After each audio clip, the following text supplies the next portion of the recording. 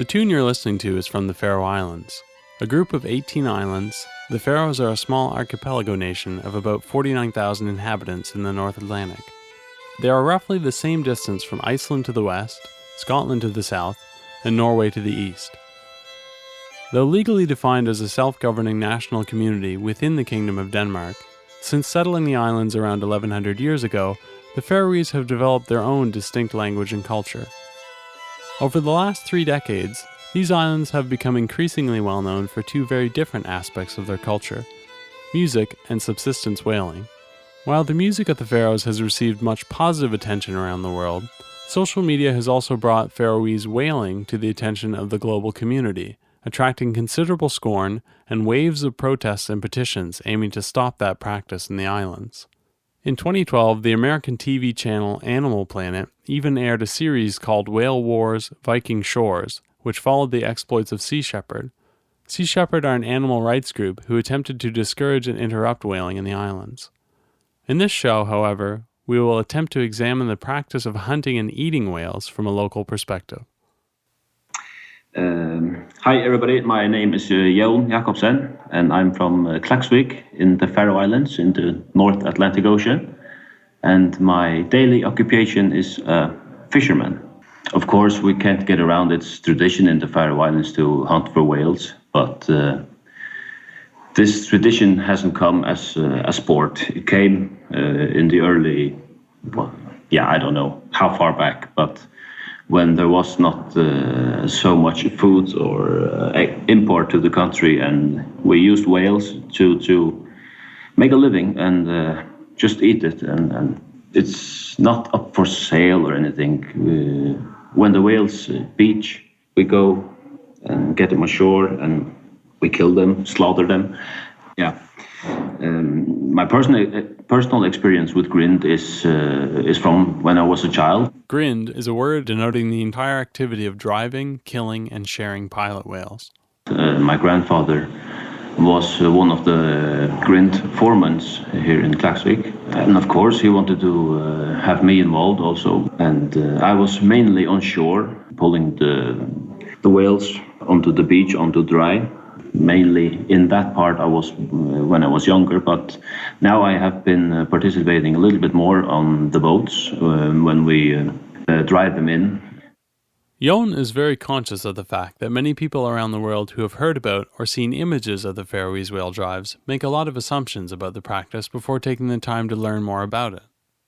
Many of the facts that we hear about the grind is that people assume or think that we are knowingly going out to sea, looking for whales and driving them in. That is not the case.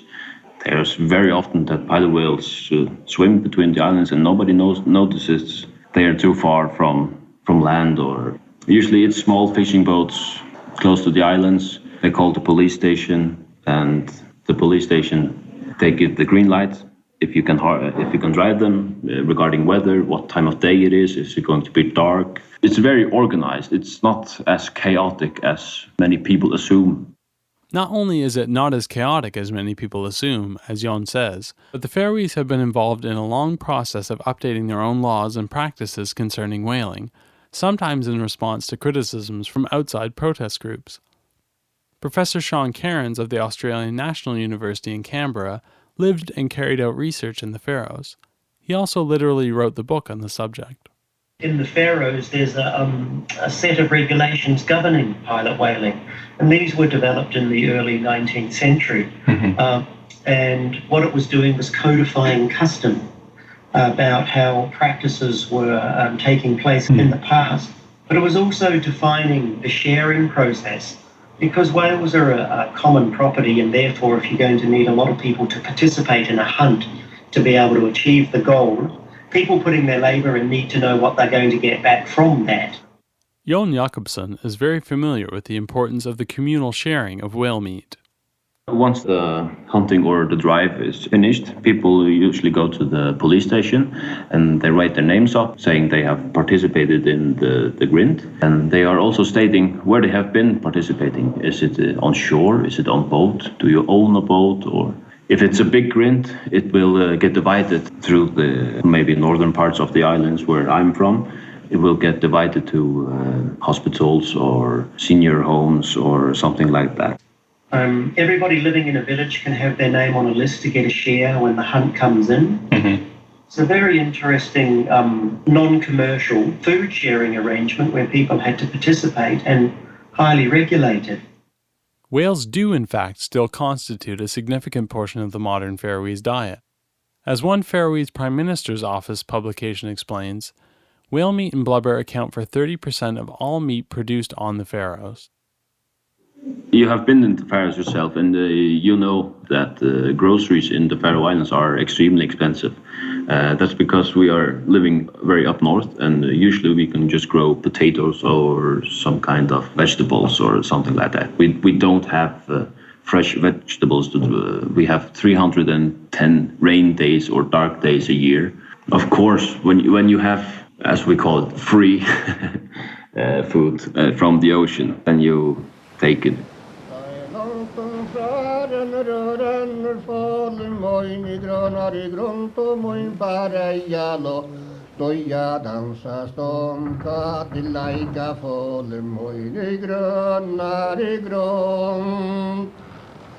What I was hearing is that the hunt was unsustainable, and then also hearing that the whales weren't utilised, and hearing that it was done just for tradition and it had no purpose. So I was interested to see what was the purpose of this, and of course it's the supply of meat. We are not a violent people. We don't kill it for fun and throw it back in the ocean. We are not hunting for fun. We are not fishing for fun. 96% of our export is fish and ocean related, and we have the biggest and utmost respect for the environment around us, and I think that is a very big part that people don't know. When the large whales were hunted for profit and for oil, they were hunted to extinction. But these were never hunted for food. So this large-scale industrial whaling is now rightfully gone. And what we see left of people who hunt whales are the cultures that have hunted whales for many hundreds of thousands of years. And for them, it's food culture. So it's something completely different how most of the Western world engaged in whaling, which was complete slaughter, profit, and disregard for species. As many of the Faroese hunters say that they are a hunter, they must look after the stock.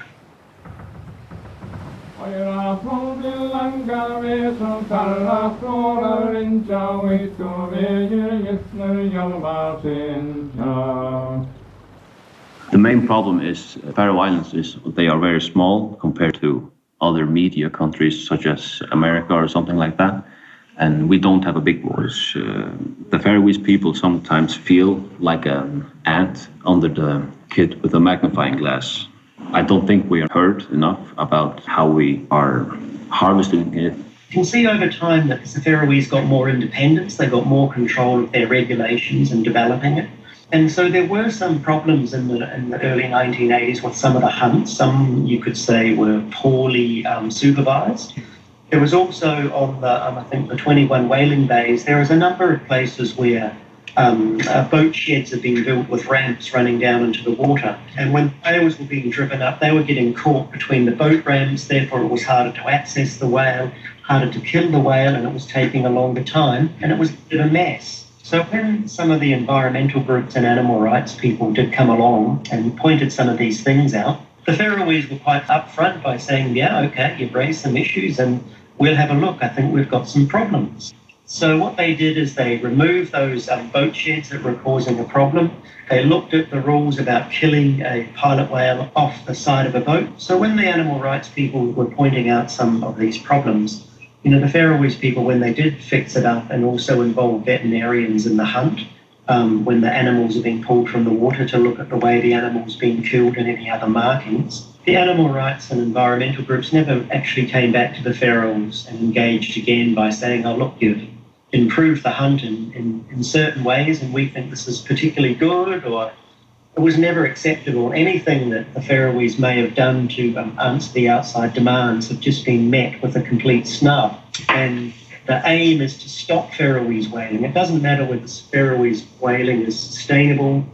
It's an ideological position that's being taken by animal rights people to stop people living in a remote area being able to utilise their local resources for food. I guess with the Faroese, the hardest part to see through is actually the killing that it is done. It's done in public. Like New Zealand and Australia, it's enormously difficult to be able to get into abattoirs to film. So that's sort of kept out of, the news media and people's view. Sure. Yet the Faroese, the killing, it's all done publicly. And if you're living in a very urban area and don't keep your own animals and make your own food, and there's many steps between your food and you, people aren't living distant from nature like you are like in LA or Vancouver or Sydney or something where it all comes packaged. People know that if you want to eat meat and wildlife, someone's got to kill it, and they will do it. And when the animals are killed in the water, they bleed. And so it's a spectacular scene with the blood in the water. These images are incredibly confronting and shocking. Right. And they probably wouldn't have been for our grandparents. Therefore, you can utilize those images to sort of frighten people. We are a peaceful, civil people. We want to speak about everything. I want to reach an agreement, but it's not possible to reach an agreement with the Sea Shepherd crew because they are literally brainwashed. Well, sometimes I wonder whether some animal rights groups actually want whaling to be stopped, because for them it's a way to make money. The estimates of longfin pilot whales in the northeast Atlantic are around 880,000 animals. And so the Faroese taking only maybe 1,200 sort of a year at a high point, it's not even 0.25% of the stock. So looking at purely in those terms, it was highly sustainable. The pilot whale population is the only whale that we are thriving. It's about 1 million in the North Atlantic alone. And last summer we harvested 240 or 50 or something like that. And they are claiming that we are killing the entire pilot whale species. Anybody who knows math knows that it will take a hell of a lot of years. I became really fascinated with Faroese whaling because it's something that's been going on for 1,000 years, since settlement of the island around the 9th century. And then also the records were starting to be kept from the 16th century when the Faroese were having to pay a tithe to the church. So there was this incredible amount of records of all whales taken in the Faroe Islands for almost 500 years. So it was one of the longest records of wildlife utilisation in the world.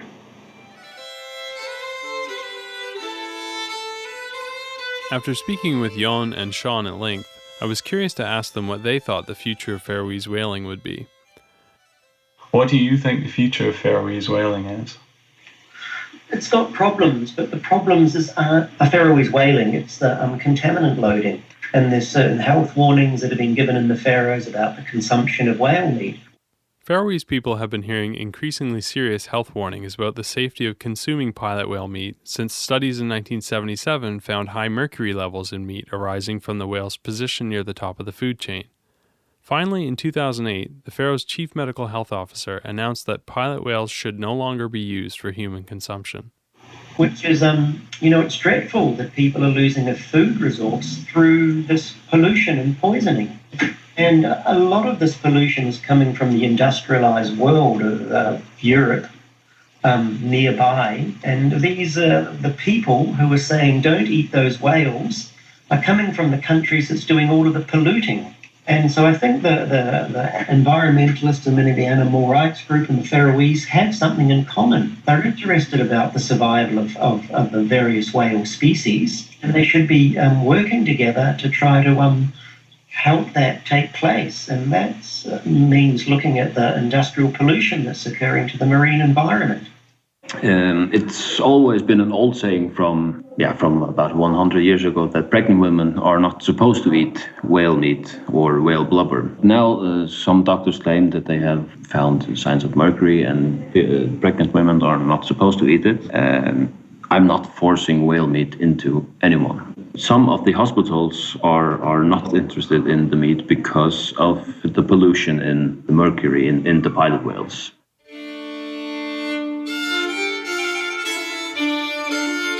I think the future is going to be as it is for maybe some time more.